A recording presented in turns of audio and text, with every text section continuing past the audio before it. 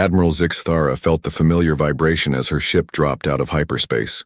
The bridge of the massive Catharan vessel hummed with activity as her crew began their standard scanning procedures. This was routine work for the Empire's deep space reconnaissance fleet. They had done this hundreds of times before. Find a system. Check for life. Mark it for colonization, if suitable. Move on to the next target. Admiral, we have arrived at system designation K7749. Reported her navigation. Officer, 1 yellow star. Multiple planets detected. Zixthara nodded and settled into her command chair. The holographic display in front of her showed a typical solar system. Nothing unusual so far. The third planet from the star glowed blue and green on their scanners. Perfect. Another world ready for Catharan expansion. Begin standard reconnaissance sweep, she ordered. Full spectrum analysis of the third planet. Check for primitive civilizations. The scanner operator bent over his instruments. Within moments, his antenna-like ears flattened against his skull in confusion. Admiral, I'm getting strange readings. From the planet. Define strange, Zixthara said, her voice sharp with interest. The surface shows massive geometric patterns, artificial structures covering most continents.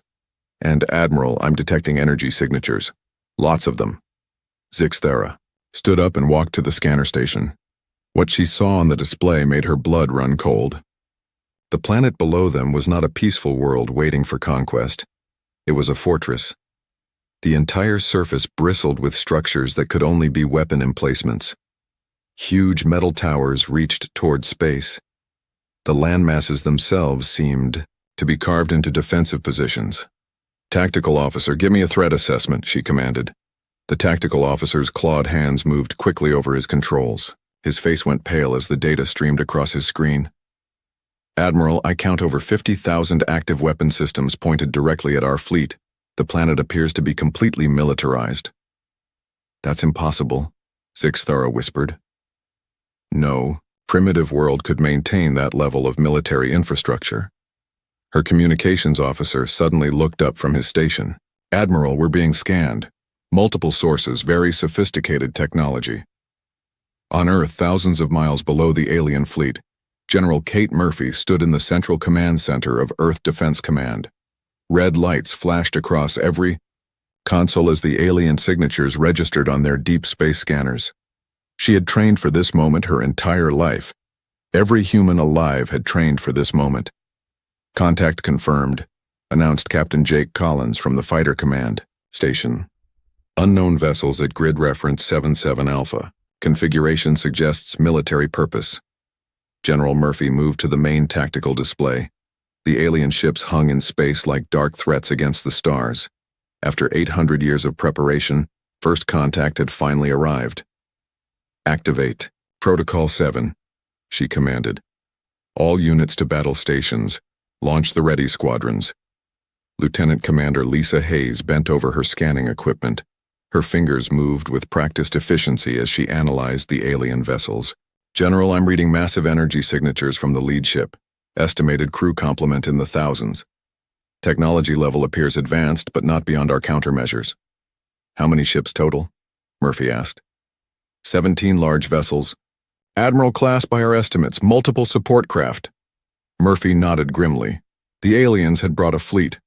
That meant they were either very confident or very stupid.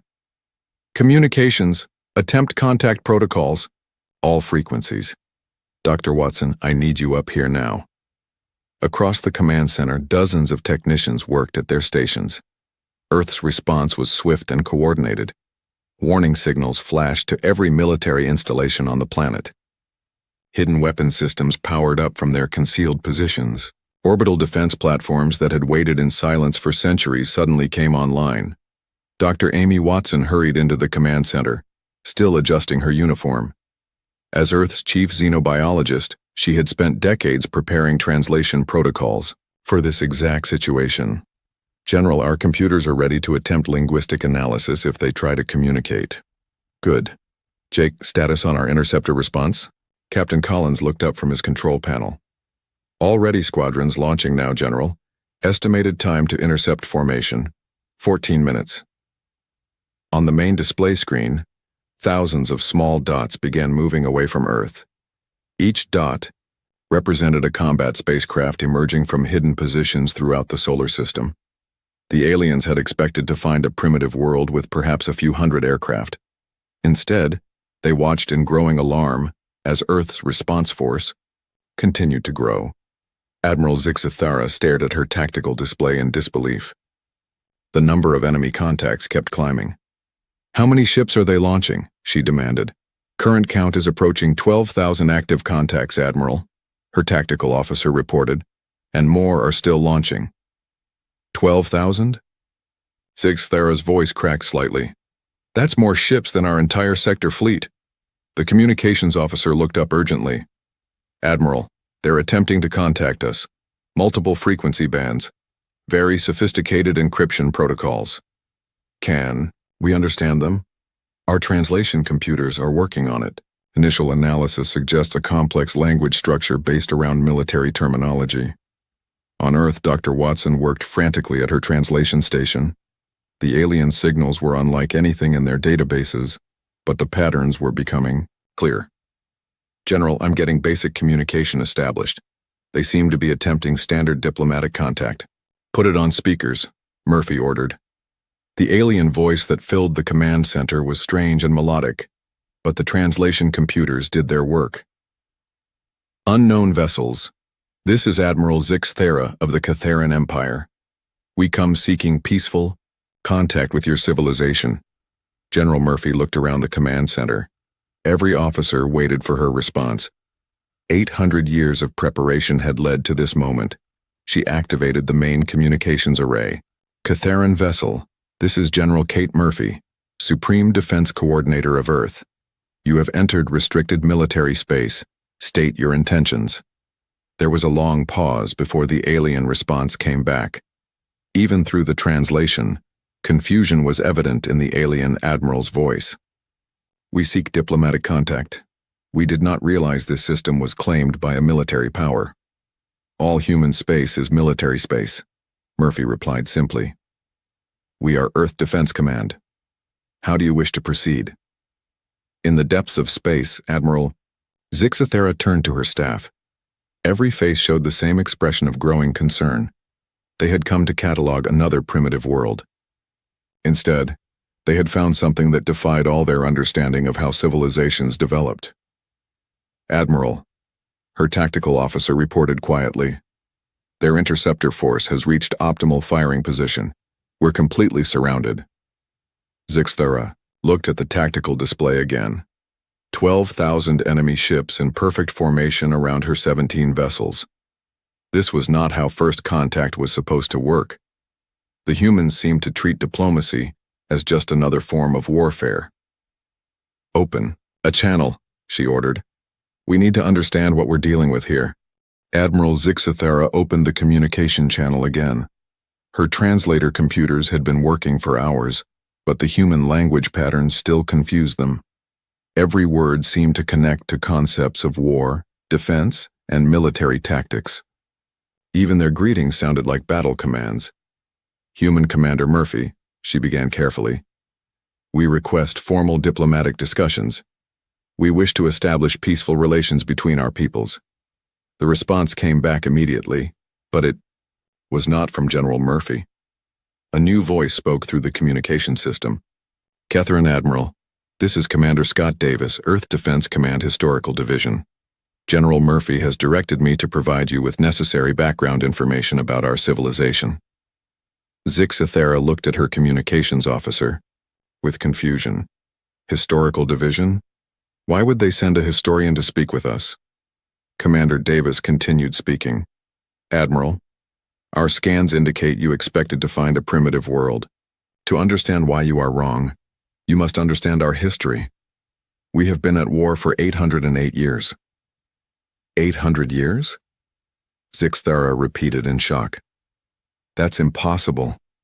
No civilization can maintain warfare for that long without destroying itself.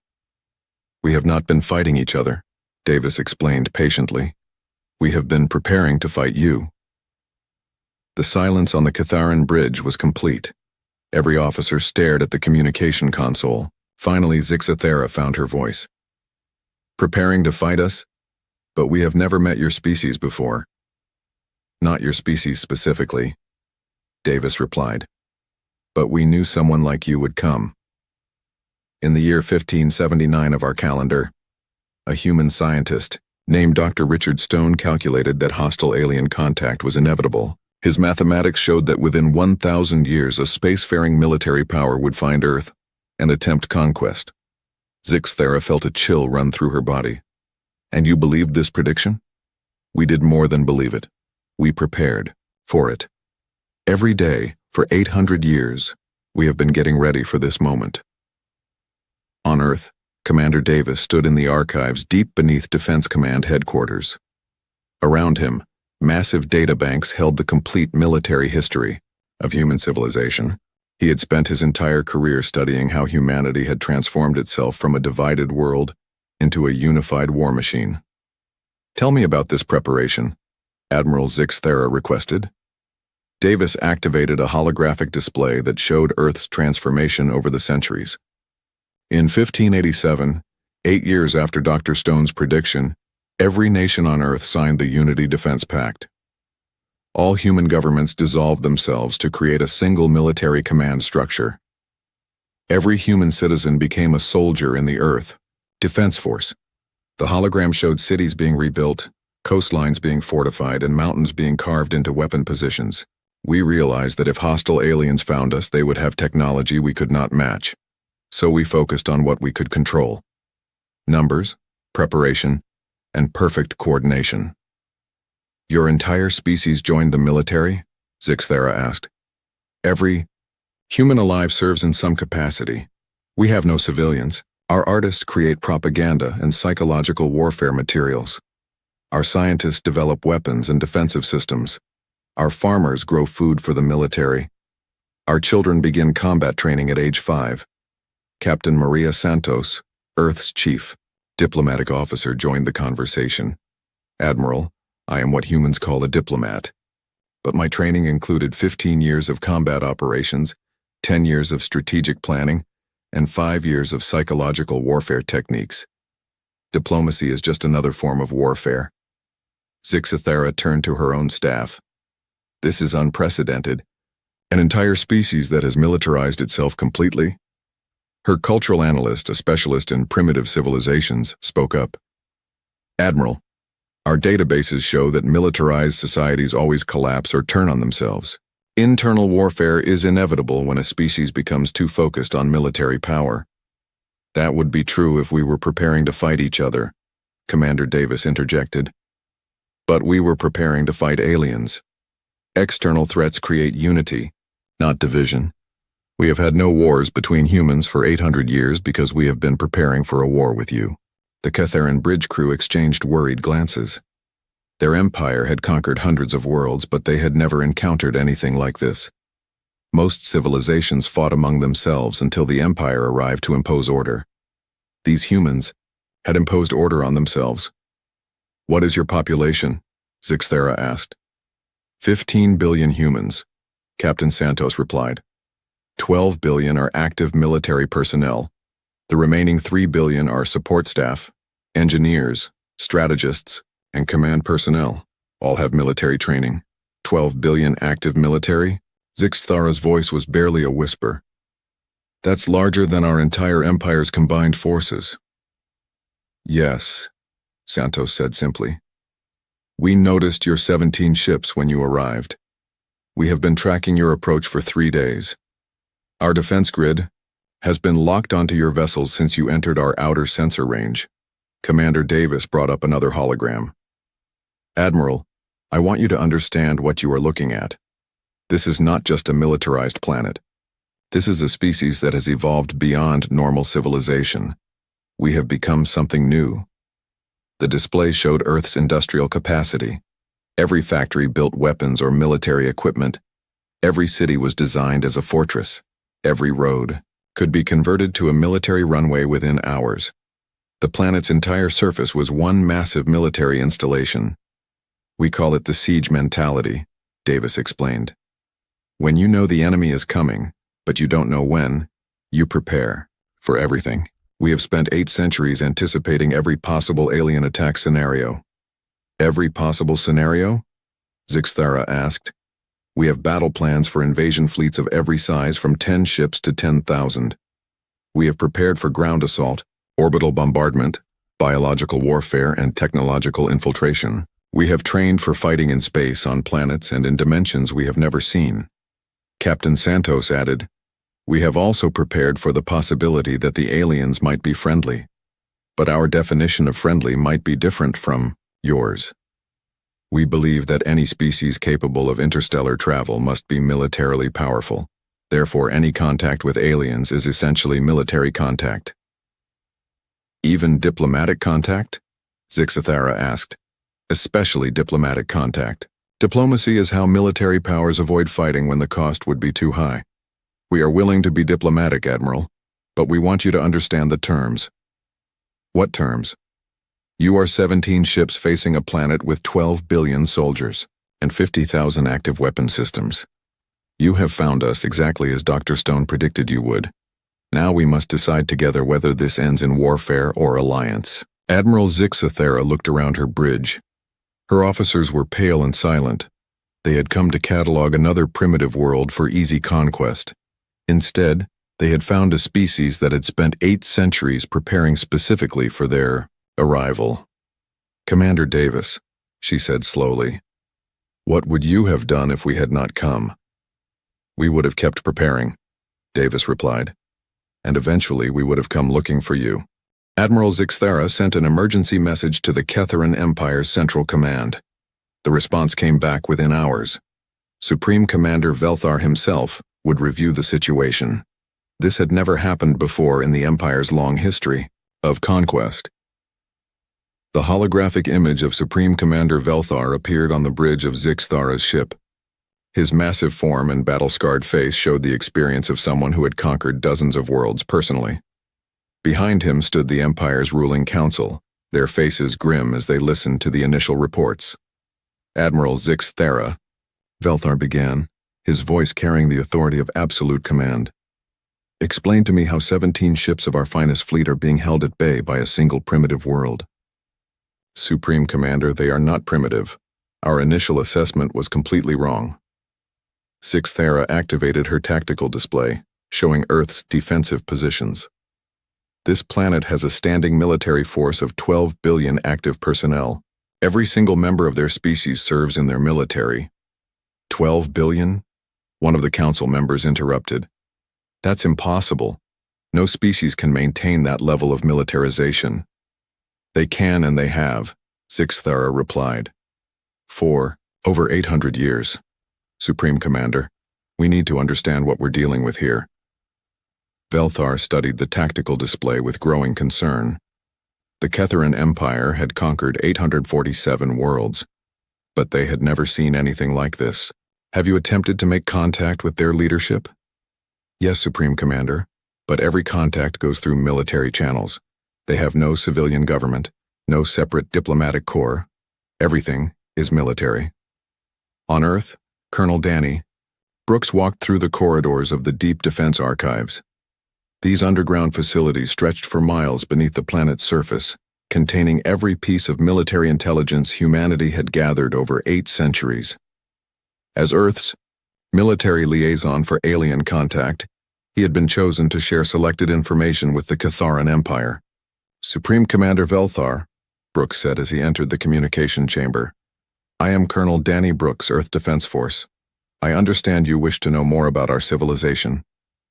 Velthar studied the human officer through the communication link.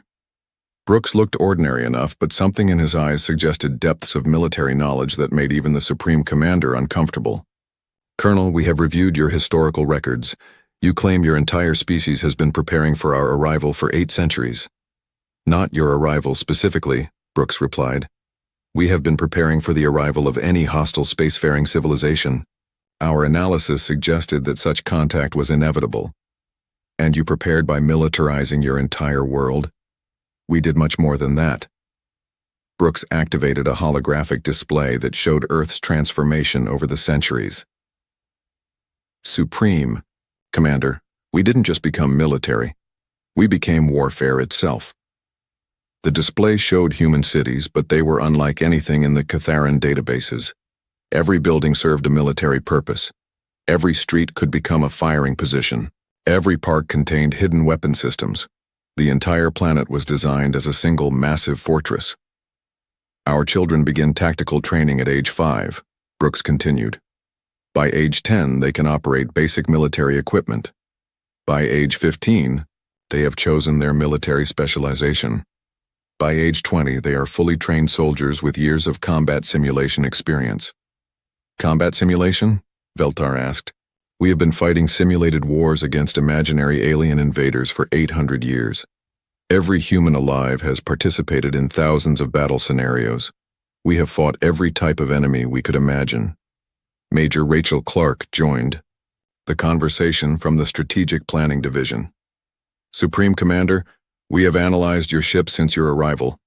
Your technology is advanced, but it follows patterns we anticipated. Your tactical formations match several of our training scenarios. You have been practicing to fight us specifically? Velthar's voice carried a note of disbelief. We have been practicing to fight everyone, Clark replied.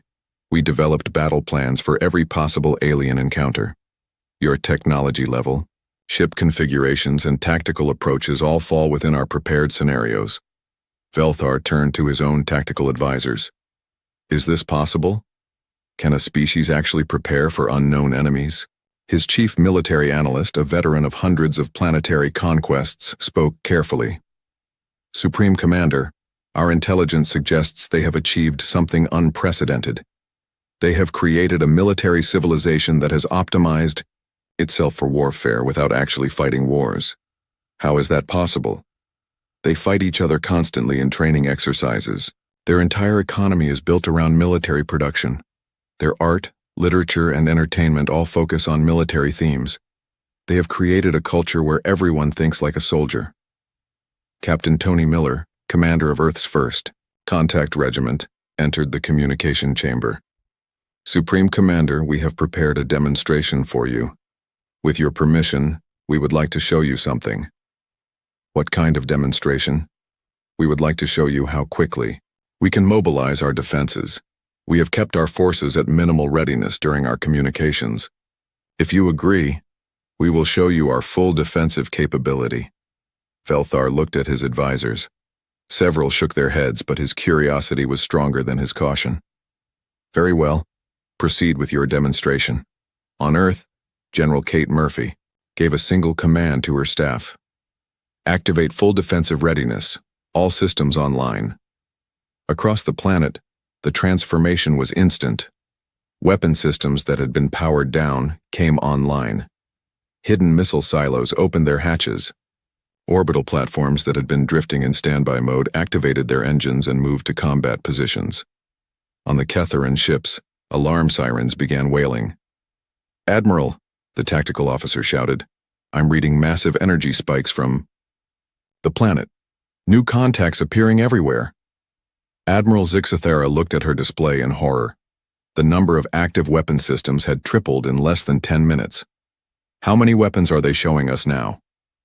Over 150,000 active systems, Admiral. And more are still coming online.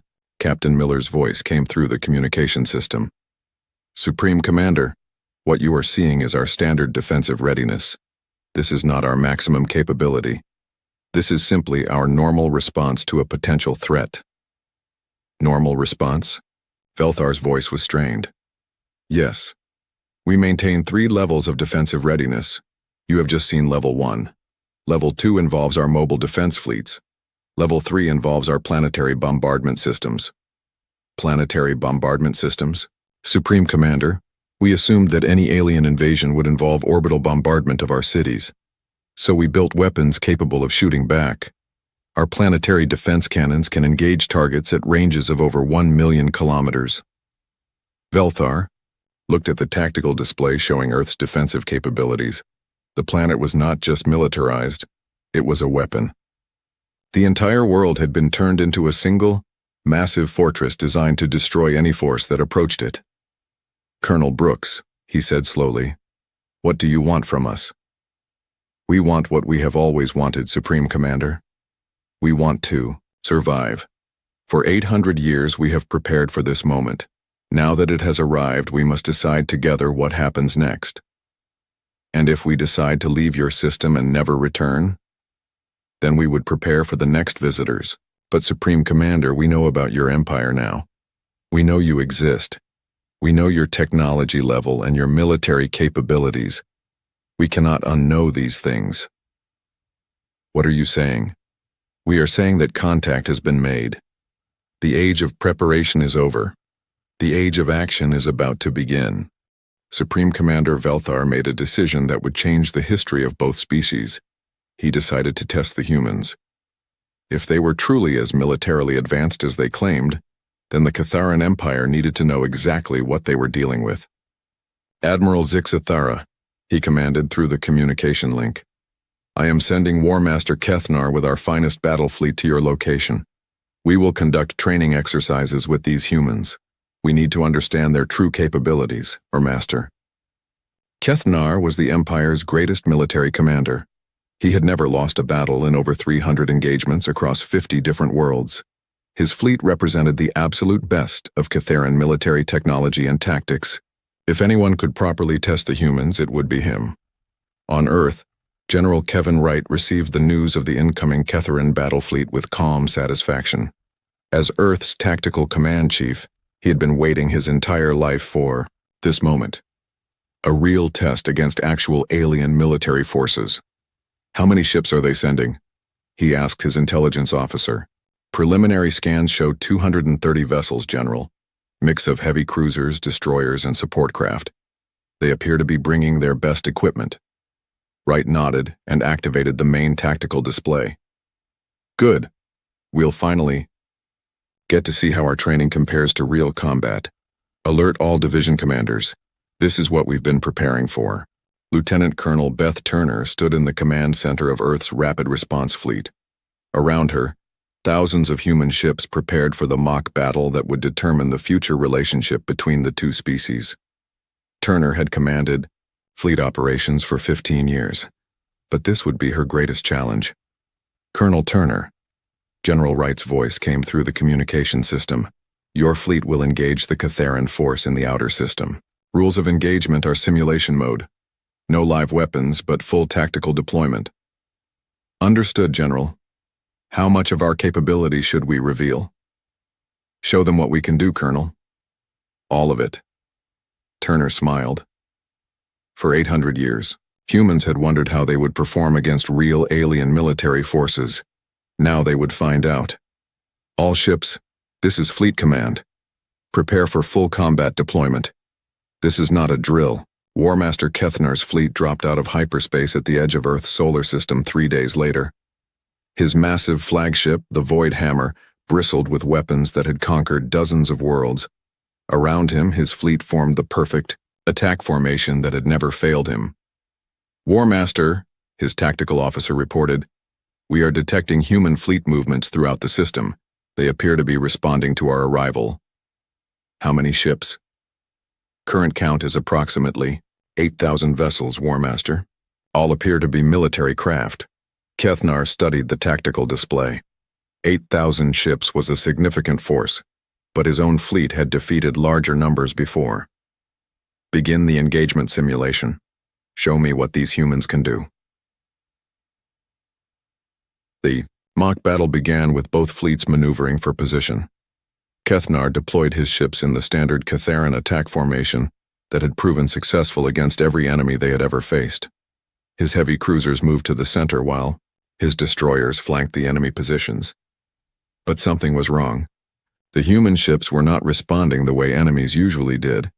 Instead of trying to match his formation, they were doing something completely different. War Master, his tactical officer called out. The human fleet is separating into smaller groups. They appear to be surrounding our formation. Impossible. No fleet can coordinate that many separate groups effectively, but as Kethnar watched, the human ships moved with perfect precision. 8,000 vessels operated as if they were controlled by a single mind. Every movement was coordinated.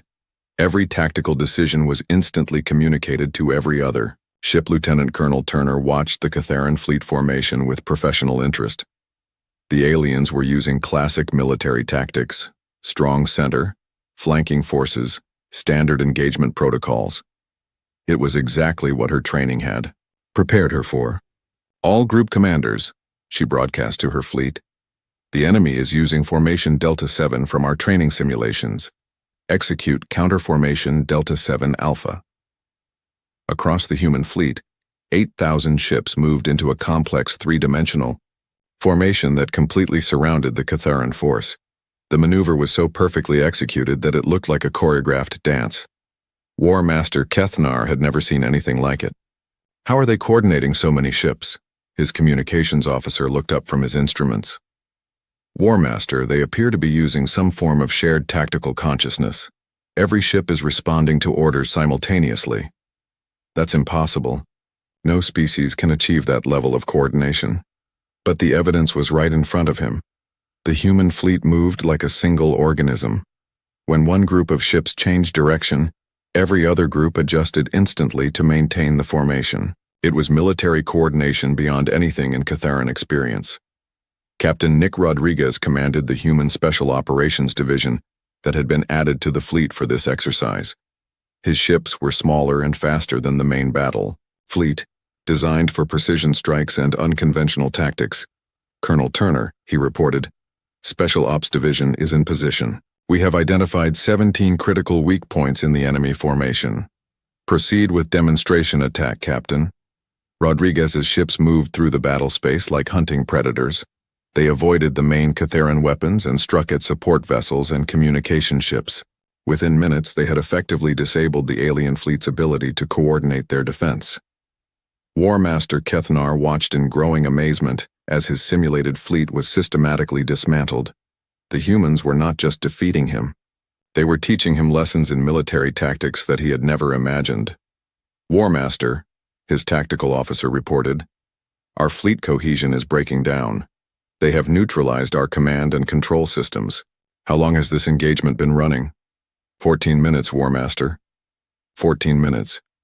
Kethnar had never lost a battle in less than an hour. His fleet, which had conquered worlds, was being defeated by humans in 14 minutes. The simulation ended with the complete tactical defeat of the Catharan force. Not a single human ship had been lost. The alien fleet had been outmaneuvered, outfought, and outthought at every level. General Wright's voice came through the communication system. "War Master Kethnar, we hope this exercise has been educational. We are prepared to run additional simulations if you wish to try different tactical approaches." Kethnar looked around his bridge. His experienced officers, veterans of hundreds of battles, sat in stunned silence. They had just witnessed military perfection in action. "General Wright," he said slowly, "we would like to understand how you achieved this level of tactical coordination." "War Master, every human in our fleet has been training for this exact scenario for their entire lives.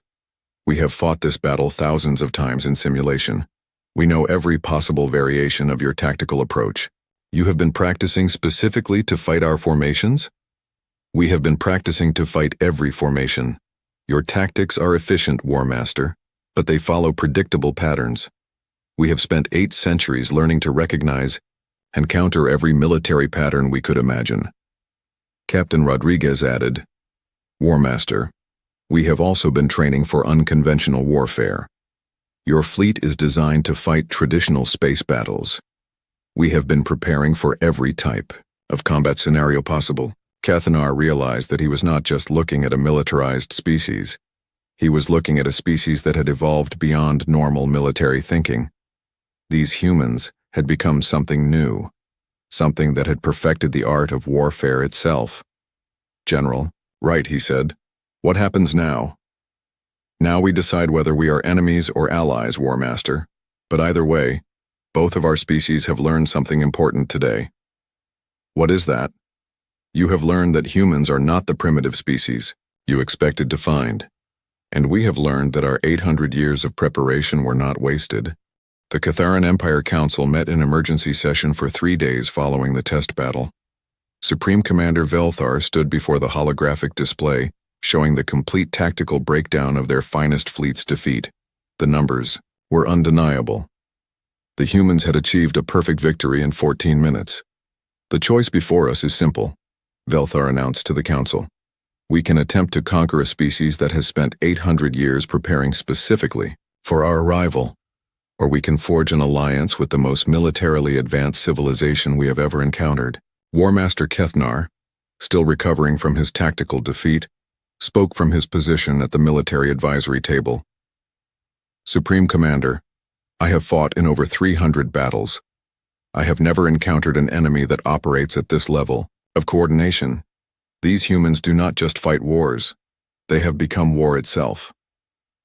The council members looked at each other with concern. The Catharan Empire had built its power on military superiority. The idea that another species might be better at warfare than they were challenged everything they believed about their place in the galaxy. What are you recommending, War Master? Asked Council Member Thexara. I recommend alliance, Kethnar replied without hesitation. Not because we fear them, but because we need them. The Empire has enemies throughout the galaxy. These humans could end conflicts that have lasted for decades. On Earth, Admiral Kate Murphy had been promoted to Supreme Allied Commander. The decision to form an alliance with the Catharan Empire had been unanimous among Earth's military leadership. After 800 years of preparation, humanity was finally ready to take their war machine to the stars. Dr. Sam Wilson, Murphy, said to Earth's chief strategic planner, "Give me your assessment of the galaxy beyond our system." Wilson activated the massive holographic display in the new Interstellar Command Center. The map showed Catharan space and the territories of their enemies.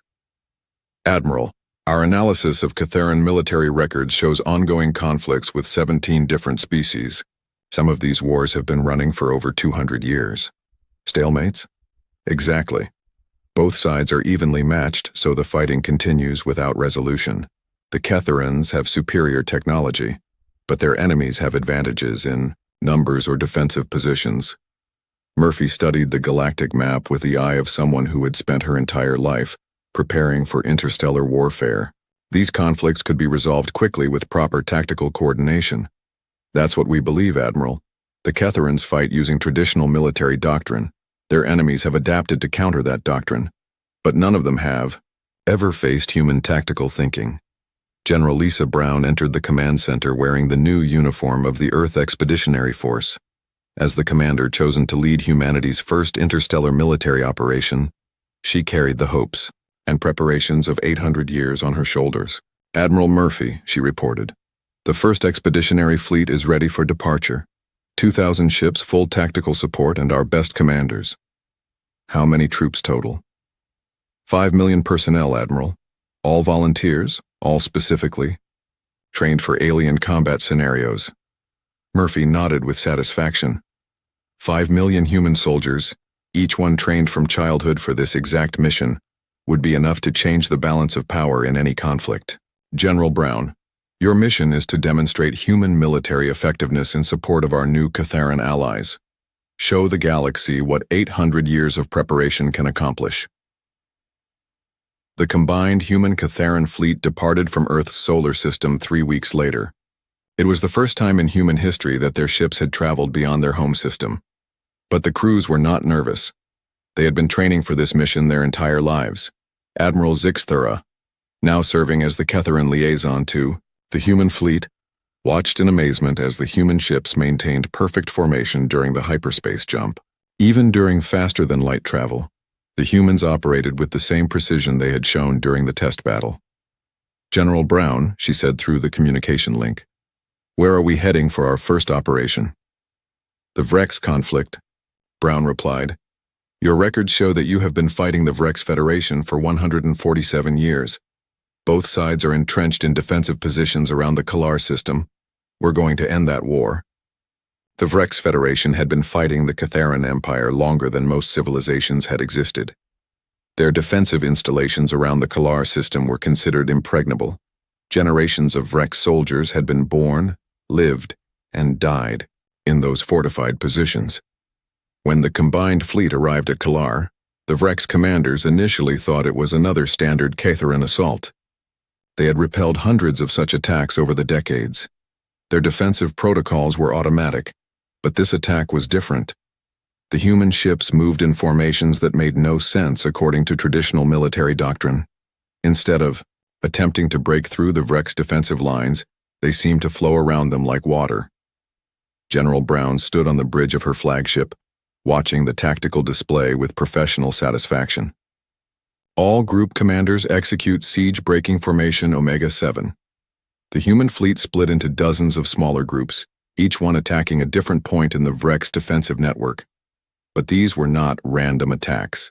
Every strike was precisely coordinated to create maximum disruption with minimum effort.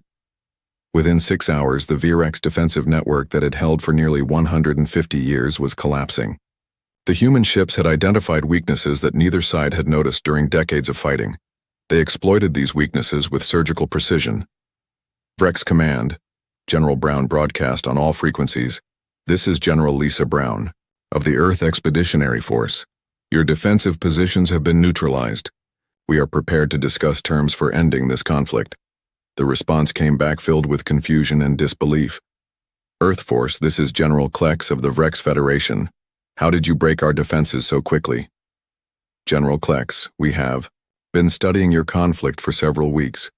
Your defensive strategy is excellent, but it was designed to counter Catharan attack patterns. We used different patterns. Different how? We attacked your weak points instead of your strong points. We disrupted your coordination instead of trying to overpower your weapons. We fought the way your defenses were not designed to handle. The Vrex surrender came within 12 hours. A war that had lasted nearly 150 years ended in less than 1 day when human tactical thinking was applied to the problem. War Master Kethnar reviewed the battle records with growing amazement. General Brown, your forces achieved victory ratios that should be mathematically impossible. War Master, we have been preparing for every possible combat scenario for 800 years. This was not an unusual engagement for us. This was Tuesday. News of the Vrex victory spread throughout the galaxy within days. The Catharan Empire's other enemies began to worry about what this new alliance meant for their own conflicts. The humans had demonstrated something that changed everything. Dr. Wilson, monitoring galactic communications from Earth, reported to Admiral Murphy. Admiral, we're intercepting communications from 17 different species. They're all asking the same question, which is, they want to know if Earth is interested in ending their wars too. Murphy looked at the galactic map showing dozens of ongoing conflicts. After 800 years of preparation, humanity finally had the war they had been training for. Not just one war, but all of them. Dr. Wilson, draft a response to all galactic powers. Tell them that Earth is now accepting requests for military consultation and conflict resolution services. What should we call ourselves, Admiral? Murphy smiled as she looked at the stars beyond Earth's atmosphere. For 800 years, humanity had been preparing for this moment.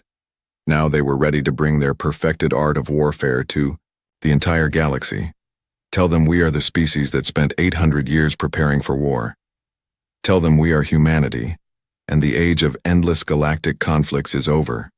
The galaxy would never be the same.